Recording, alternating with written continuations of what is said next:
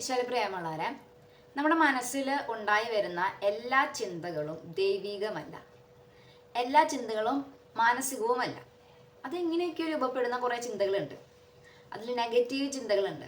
അപ്പം നെഗറ്റീവ് ചിന്തകൾ ഉണ്ടാവുന്നത് ദൈവത്തിൻ്റെ ഒരു തോന്നിപ്പിക്കലാണോ, അല്ലെങ്കിൽ ഇത് പരിശുദ്ധാത്മാവാണോ, അല്ലെങ്കിൽ ഇത് എൻ്റെ മനസ്സിൻ്റെ ശക്തി കൊണ്ട്, മനസ്സിനൊരു പവർ ഉണ്ട്, അതുകൊണ്ട് തോന്നണമാണോ, അത് എൻ്റെ വല്ല ടെലിപ്പതി, അതായത് എനിക്ക് മുൻകൂട്ടി കാണാൻ പറ്റുന്ന കാര്യങ്ങൾ കൊണ്ട് എൻ്റെ മനസ്സിലൊരു തോട്ട് രൂപപ്പെടുന്നതാണോ, എന്തെങ്കിലും ഒരു ഗിഫ്റ്റ്, നമുക്ക് സ്പിരിച്വൽ ആയിട്ടുള്ള ആളുകൾക്ക് ഗിഫ്റ്റ്സ് ഉണ്ടായിരിക്കും, അല്ലെങ്കിൽ മൈൻഡിന് ചില കപ്പാസിറ്റികളുണ്ട്, അതുകൊണ്ടാണോ, ഇങ്ങനെ നമ്മൾ ഡിഫറൻഷ്യേറ്റ് ചെയ്ത് ഇങ്ങനെയൊക്കെ ചിന്തിച്ചിട്ട് നമ്മൾ ഈ ചിന്തകളെയൊക്കെ അങ്ങ് അക്സെപ്റ്റ് ചെയ്യണം. പക്ഷെ അങ്ങനെ ആയിരിക്കണം എന്നില്ല. ഇതൊക്കെ വെറുതെ ഇങ്ങനെ പോപ്പപ്പ് ചെയ്തു വരാം, മനസ്സിൽ ഇങ്ങനെ വെറുതെ വരാം ചിന്തകൾ. ആ ചിന്തകൾ അങ്ങനെ ഉണ്ടാവുന്നതിന് മനസ്സിനെ പല കാര്യങ്ങൾ ഇൻഫ്ലുവൻസ് ചെയ്തിട്ടുണ്ടാകാം. അന്ന് നിങ്ങൾ കണ്ട ഏതെങ്കിലും ഒരു ട്രാജിക് ആയിട്ടുള്ള ന്യൂസ്, അല്ലെങ്കിൽ എന്തെങ്കിലും നിങ്ങളുടെ എപ്പോഴെങ്കിലും നടന്നിട്ടുള്ള കാര്യങ്ങളിൽ കാരണം നിങ്ങളുടെ മനസ്സിലൊരു ആശയോ ആശങ്കയോ ഒരു അസ്വസ്ഥതയോ ഉള്ളതുകൊണ്ട് ഇങ്ങനത്തെ ചിന്തകൾ ഉണ്ടാവാം. അപ്പം ഈ മനസ്സിൽ വരുന്ന എല്ലാ ചിന്തകളും എടുക്കാനുള്ളതല്ല, അതിൽ കുറേയൊക്കെ അനാവശ്യ ചിന്തകളാണ്. ആ ഒരു തിരിച്ചറിവ് നമുക്കുണ്ടാവണം. ഇനി നമ്മുടെ മനസ്സെന്ന് പറയുന്നത് ദൈവം നമുക്ക് തന്നിട്ടുള്ള വലിയൊരു അനുഗ്രഹമാണ്. അത് ദൈവത്തിന് ഇരിക്കാൻ വേണ്ടി, ദൈവത്തിൻ്റെ ഒരു പ്രസൻസ് ആ മനസ്സിലുണ്ടായിരിക്കണം. അതാണ് നിങ്ങളെ ശക്തമായിട്ട് ലീഡ് ചെയ്യാൻ പോവുക. മനസ്സെന്ന് പറയുന്നത് ഒരുപാട് ചപ്പ് ചവറുകൾ, വേസ്റ്റ്, ഒരു ഡസ്റ്റ്ബിൻ പോലെ നിങ്ങൾ കൊണ്ടു നടക്കരുത്. എൻ്റെ മനസ്സിലേക്ക് വരുന്ന ചിന്തകളിൽ എനിക്ക് ആവശ്യമുള്ള ചിന്തകൾ ഏതാ, എനിക്ക് എന്താ ആവശ്യമില്ലാത്ത, ഞാൻ അപ്പുറത്തെ വീട്ടിലെ പ്രോബ്ലംസ് നമ്മൾ അറിയണം, സഹോദര സ്നേഹമൊക്കെ നല്ലതാണ്, പക്ഷെ മറ്റുള്ളവരുടെ ജീവിതത്തിൽ നടക്കുന്ന കുറേ കുഴപ്പങ്ങളെ കുറിച്ച് കേൾക്കുക, അതിനെക്കുറിച്ച് അറിയുക, അതിനെക്കുറിച്ച് സംസാരിക്കുക, ഇതൊക്കെ എനിക്ക് ആവശ്യമുള്ള കാര്യമാണോ, അതോ ഇതൊക്കെ എൻ്റെ മനസ്സിന് എന്തെങ്കിലും ഗുണം ചെയ്യുന്നുണ്ടോ, ഇതെൻ്റെ ഗ്രോത്തിന് ഗുണം ചെയ്യുന്നുണ്ടോ? ഇങ്ങനെ നമ്മൾ ചിന്തകളെ ഡിഫറൻഷ്യേറ്റ് ചെയ്ത് മനസ്സിലാക്കണം. നമ്മുടെ അറിവ് കുറവുകളാണ് ഇടുങ്ങിയ ചിന്താഗതികൾ നമുക്കുണ്ടാകുന്നത്. ഇപ്പം ഞാൻ ഭയങ്കര കൺഫ്യൂസ്ഡ് ആകുന്ന, ഞാൻ പഠിച്ചുകൊണ്ടിരിക്കുന്ന, ആത്മാവിൽ എന്നെ ദൈവം പഠിപ്പിച്ചുകൊണ്ടിരിക്കുന്ന ഒരു കാര്യമാണ് ജഡ്ജ് ചെയ്യാൻ പാടില്ല ആളുകളെ. നമുക്ക് ഏറ്റവും പ്രയാസമുള്ളൊരു ദൈവത്തിൻ്റെ കൽപ്പനയാണ് വിധിക്കരുത് എന്നുള്ളത്. കാരണം മനുഷ്യൻ ഓട്ടോമാറ്റിക്കലി എന്തെങ്കിലും ഒന്ന് കണ്ടാൽ അപ്പം അതിന് ജഡ്ജ് ചെയ്യും. നിങ്ങൾ ശ്രമിച്ചു നോക്ക്, നിങ്ങൾ ജഡ്ജ് ചെയ്യും. അത് ഓട്ടോമാറ്റിക്കലി മനുഷ്യനുള്ള ഒരു ബിഹേവിയർ. നമുക്കത് എന്താണെന്ന് അപ്പം തന്നെ അറിയണം, അല്ലെങ്കിൽ അതിനെക്കുറിച്ച് നമുക്കൊരു ജഡ്ജ്മെൻറ്റ് ഉണ്ടാവണം. പക്ഷെ ഒരു നിർബന്ധമില്ല, നമുക്ക് മനസ്സിലാകാത്ത കുറേ കാര്യങ്ങളുണ്ടാവും. വേറൊരു പെർസ്പെക്റ്റീവിൽ ഉണ്ട്. ഇപ്പോൾ ഒരു ഉദാഹരണം പറഞ്ഞാൽ, ഞാൻ പൂനെയിൽ വന്നതിന് ശേഷം ഇവിടെയുള്ള പെൺകുട്ടികൾ കുറച്ച് ചെറിയ വസ്ത്രമാണ് ധരിക്കുന്നത്. ഇവിടെയുള്ള മലയാളികളുടെ വസ്ത്രധാരണവും ഡിഫറെൻ്റ് ആണ്, ഇവിടെയുള്ള ആൾക്കാരുടെ ഡിഫറെൻ്റ് ആണ്. പക്ഷെ ഞാൻ നിൽക്കുന്നത് കേരളത്തിൻ്റെ ചിന്താഗതിയിലും കോണ്ടസ്റ്റിലാണ്, ആ ഒരു ഇതിലാണ് നിൽക്കുന്നത്. കേരളത്തിലെ സ്ത്രീകൾ, ആ ഒരു ഇതാണ് എൻ്റെ മനസ്സിലുള്ളത്. അപ്പോൾ നമുക്ക് നിശ്ചയം എന്താ വലിയ കുഞ്ഞ് വസ്ത്രമിട്ട് നടക്കണേ എന്ന് തോന്നും. പക്ഷെ അവരത് ധരിച്ചിരിക്കുന്നത് വളരെ നോർമലായിട്ടാണ്. അവരവരുടെ ശരീരത്തോടുള്ള കോൺഫിഡൻസ് കൊണ്ട് അവരത് ധരിച്ചിരിക്കുകയാണ്. അവരുടെ മൈൻഡിൽ ഒരു ഇൻറ്റൻഷനും ഇല്ല, ഇത് ആളുകൾ നോക്കാൻ വേണ്ടിയിട്ടാണ്, ആളുകളെ സെഡ്യൂസ് ചെയ്യാൻ വേണ്ടിയിട്ടാണ്, അങ്ങനത്തെ ഒരു ഇൻറ്റൻഷൻ അവരുടെ മനസ്സിലില്ല.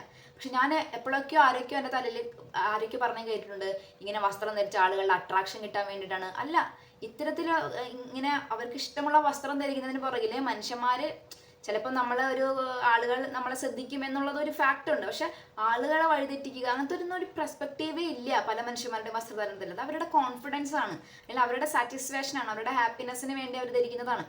അപ്പം ഇത്തരം നമ്മുടെ പെർസ്പെക്റ്റീവുകൾ ഡിഫറെൻറ്റാ, നമ്മളെ കൾച്ചർ ഡിഫറെൻറ്റാ. ഇപ്പം ഇവിടുത്തെ കൾച്ചർ വെച്ച് അവർ നോർമലായിട്ട് ചെയ്യുന്നൊരു കാര്യം എൻ്റെ നാട്ടിലെ കൾച്ചർ വെച്ചിട്ട് എനിക്ക് ഭയങ്കര കോംപ്ലിക്കേഷൻ ആയിട്ട് ഫീൽ ചെയ്യാണ്. അത് എൻ്റെ തെറ്റാണ്, അതല്ലാതെ അവരുടെ തെറ്റല്ല.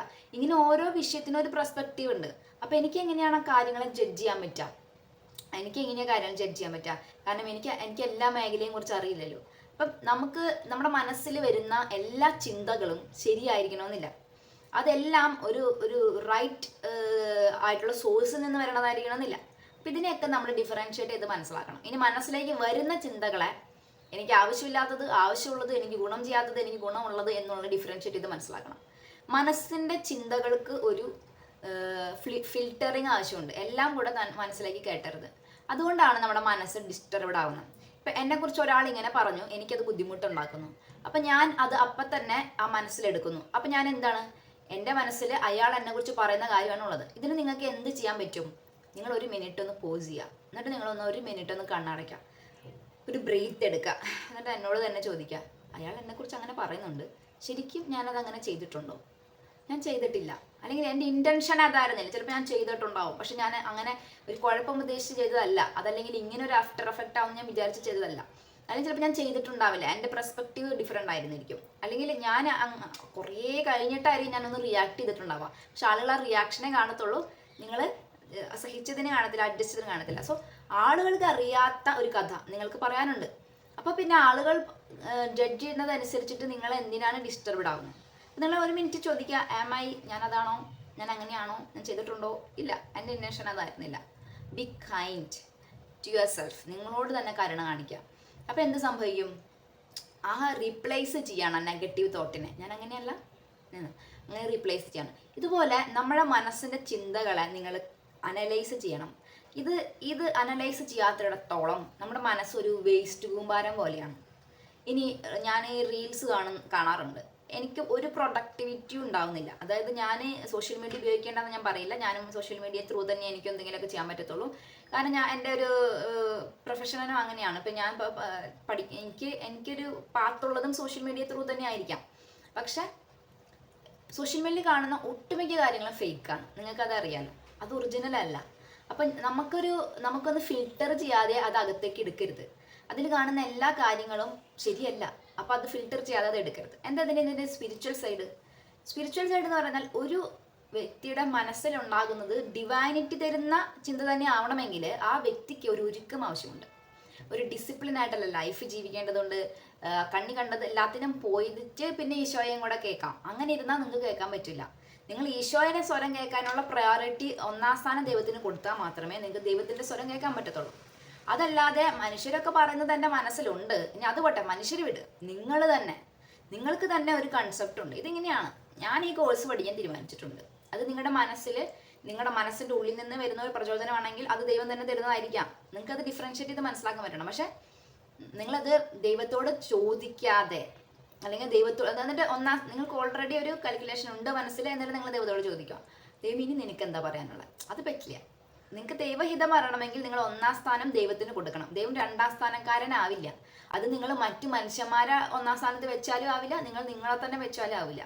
എനിക്കിപ്പോൾ പ്രസംഗിക്കണമെന്ന് തോന്നുന്നു, അതെൻ്റെ മനസ്സിൽ നിന്ന് വരുന്നുണ്ടാത്തോട്ടെ, എനിക്കറിയാം അത് അങ്ങനെയാണെന്ന് അറിയാം. പക്ഷെ അത് ഞാൻ എൻ്റെ ആ ഇൻസ്പിറേഷൻ ഉള്ളിൽ നിന്ന് വരുന്നത് കറക്റ്റ് ആവണമെന്ന് എനിക്ക് ഉറപ്പ് വരുത്തുന്നതിന് മുൻപേ ഞാൻ ദൈവത്തോട് ആലോചന ചോദിച്ചിട്ടുണ്ട്. ഇത് ദൈവത്തിന് ഇഷ്ടമാണോ? ഇത് ദൈവം എനിക്ക് വേണ്ടി തിരഞ്ഞെടുത്ത പാത്താണോ? ഇത് ദൈവത്തിൻ്റെ ഹിതം എന്താണ്? കർത്താവേ, നീ പറയുന്നില്ലെങ്കിൽ പറയണ്ട, നീ ചെയ്യുന്നില്ലെങ്കിൽ ചെയ്യണ്ട. അപ്പം ദൈവം നമുക്ക് നന്മയായിട്ടുള്ള ഒരു കാര്യത്തിന് തടയുന്ന ഒരാളല്ല.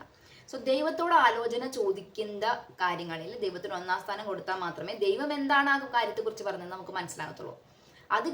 അത് കഴിഞ്ഞിട്ട് ദൈവം പറയുന്ന ആ കാര്യം ദൈവത്തിന് നിങ്ങളുടെ മനസ്സറിയാം അല്ലേ, ദൈവത്തിന് നിങ്ങളുടെ ഇഷ്ടങ്ങൾ അറിയാം, നിങ്ങളുടെ സ്വഭാവ പ്രത്യേകതകൾ അറിയാം. അപ്പോൾ ദൈവം നിങ്ങളോട് പറയുന്ന കാര്യം, ഇപ്പം ഞാൻ പ്രസംഗിക്കുന്ന ഒരാളായി മാറിയത് എൻ്റെ ഡിസിഷൻ അല്ല, ഞാനൊരു അധ്യാപികയായി മാറിയത് എൻ്റെ ഡിസിഷൻ അല്ല. ദൈവം എനിക്ക് വേണ്ടി കാര്യങ്ങളെ ക്രമീകരിച്ചതാണ്.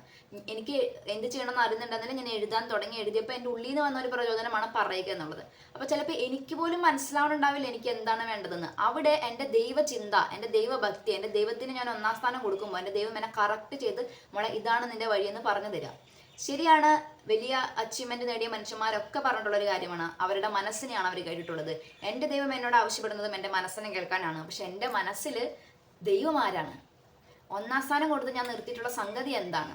എൻ്റെ മനസ്സ് പറയുന്നത് ഞാൻ കേൾക്കണമെങ്കിൽ എൻ്റെ മനസ്സ് ഒരു രാജ്യമാണെങ്കിൽ, എൻ്റെ മനസ്സ് ഒരു വീടാണെങ്കിൽ ആ വീടിൻ്റെ ഗൃഹനാഥൻ ആരാണ്? എൻ്റെ ദൈവമായി തീരണം. എങ്കിൽ മാത്രമേ അത് ശരിയായ ഒരു തോട്ടാവൂ. ദൈവം മാത്രമാണ് ശരി. മനുഷ്യന്മാരെ ഒന്നാം സ്ഥാനം വെച്ചിട്ട്, ഇപ്പോൾ എൻ്റെ കൂട്ടുകാരി പറഞ്ഞു അവൾ ഈ പ്രൊഫഷണലിലേക്ക് പോകണം, അപ്പോൾ എനിക്കും ആ പ്രൊഫഷണലിലേക്ക് പോകണം. അപ്പോൾ എൻ്റെ കൂട്ടുകാരിക്ക് ഞാൻ ഒന്നാം സ്ഥാനം വെച്ചിട്ട് എൻ്റെ ഇഷ്ടം ഞാൻ മനസ്സിലാക്കാൻ ശ്രമിക്കാം. അത് പറ്റും. അങ്ങനെ ചെയ്യുമ്പോൾ നമുക്ക് തെറ്റ് പറ്റും.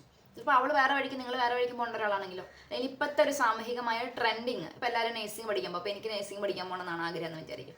പക്ഷെ എന്നെക്കുറിച്ചുള്ള ദൈവിക പദ്ധതി പ്രകാരം അല്ലാതെ നടക്കുന്നതെങ്കിൽ എനിക്ക് ഒരുപാട് കോംപ്ലിക്കേഷൻസിലേക്ക് പോകും. എൻ്റെ ജീവിതത്തിൽ ഒരുപാട് ഞാൻ എവിടെ എത്താതെ പോകും. ഞാൻ നേഴ്സിംഗ് പഠനത്തെക്കുറിച്ച് മാത്രമല്ല പറയുന്നത്, മറിച്ച് എന്നെക്കുറിച്ച് ഓൾറെഡി എൻ്റെ സൃഷ്ടാവിന് ഒരു പദ്ധതിയുണ്ട്. അതാണ് നമ്മൾ ദൈവത്തെ അറിയാൻ ശ്രമിക്കുന്നതിൻ്റെ ഏറ്റവും വലിയ ഇമ്പോർട്ടൻ്റ് കാര്യം.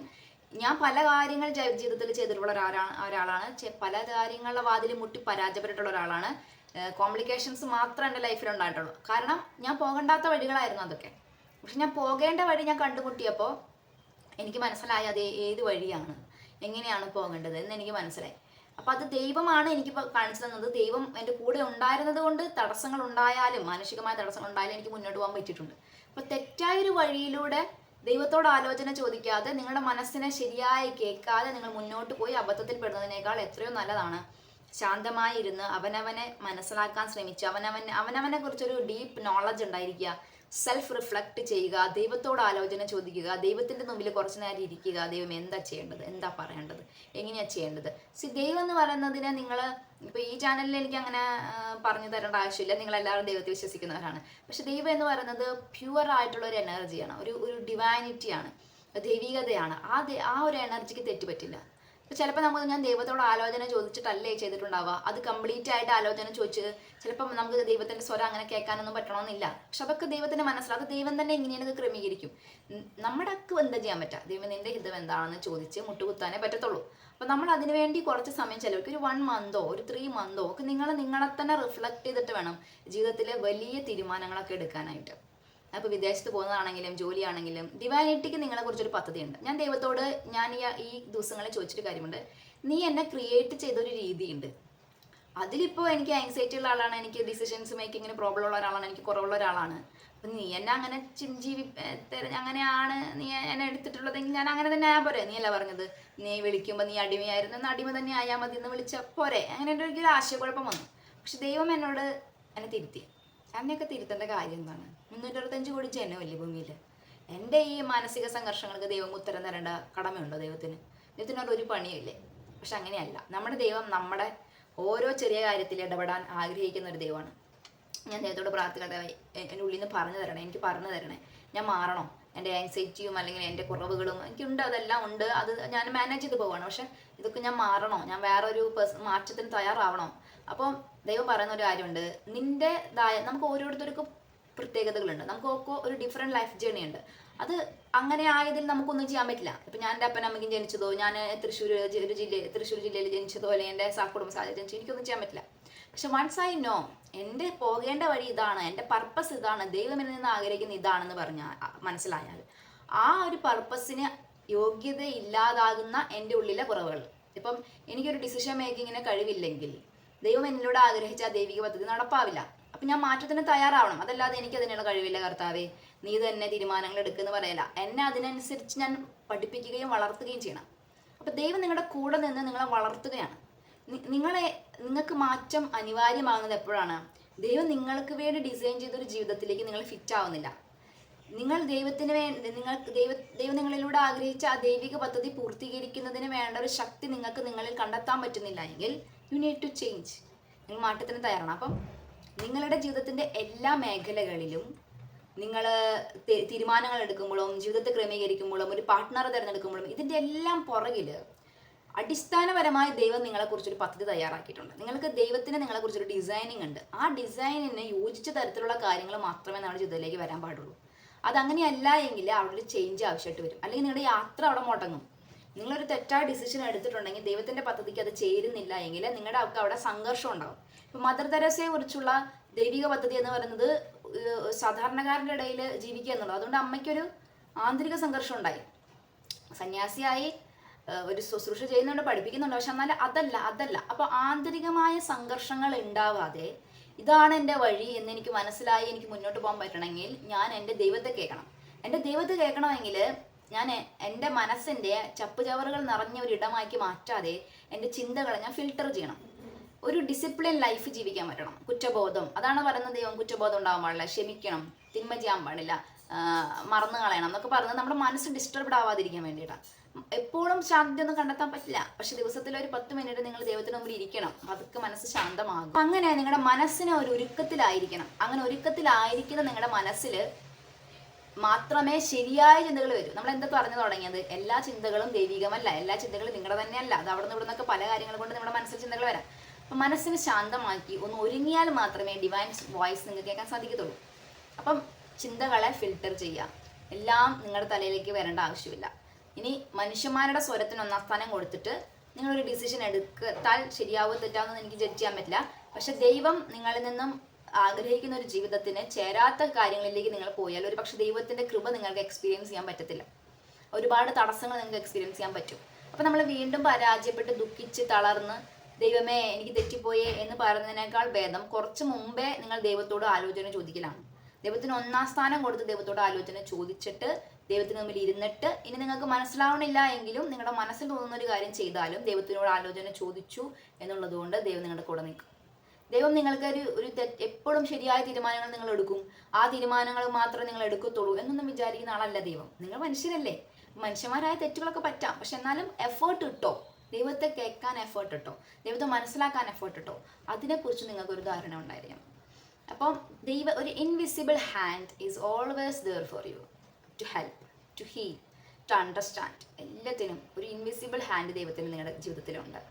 ആ ഒരു ഹാൻഡിനെ നിങ്ങൾ തട്ടിക്കളയരുത്. ആ ഹാൻഡ് മാത്രമാണ് നിങ്ങൾക്ക് പറഞ്ഞു തരാം നിങ്ങൾ എങ്ങോട്ട് പോകണം. അത് ചിലപ്പോൾ നിങ്ങൾക്ക് ചുറ്റുള്ള ആളുകൾ കൺവിൻസിങ് ആണോന്നില്ല, ചുറ്റുള്ള മനുഷ്യർ കൺവിൻസിങ് ആണോന്നില്ല, അതിനർത്ഥം നിങ്ങൾ റോങ് പാത്തിലായിരിക്കണമെന്നില്ല. ദൈവം നിങ്ങളോട് എന്ത് പറഞ്ഞു അതിൽ മാത്രം ഫോക്കസ്ഡ് ആവുക. മനുഷ്യന്മാർ ഇന്ന് വരും പോവും, നാളെ വരും പോവും, ദൈവം പറഞ്ഞത് കേട്ട് മുന്നോട്ട് പോവുക.